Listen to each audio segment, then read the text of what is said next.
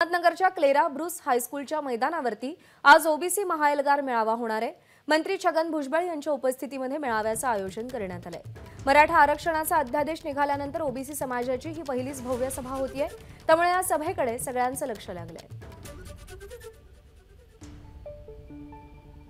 तर आज होत असलेल्या ओबीसी मेळाव्यावर ओबीसी नेते हरिभाऊ राठोड यांनी बबनराव तायवाडे आणि भुजबळ यांच्यावरती टीका केली आहे। आपण पाहूया। ओबीसी महासंघाचे नेते बबनराव तायवाडे यांनी आता जनजागरण यात्रा काढलेली आहे। दुसरीकडे आमचे भुजबळ साहेब हे सुद्धा जे ओबीसीला सांगतायत की मराठा समाजाला आरक्षण देण्यात माझा काही आमचा विरोध नाही आहे, परंतु ओबीसीला धक्का लागू नये, पण कुठून देणार, कसा देणार हे मात्र ते सांगत नाही। जे ओबीसी समाज आहे त्यांचा भोळ्या भाबड्या समाजाचा भावनात्मक भडकून दोन समाजामध्ये तेढ निर्माण करून त्याच्यावर राजकीय पोळी भाजून ते सगळ्यांना आता बीजेपीकडे, ते स्वतःही बीजेपीकडे चालले आहेत आणि सगळ्यांना बीजेपीकडे नेऊ इच्छित आहे।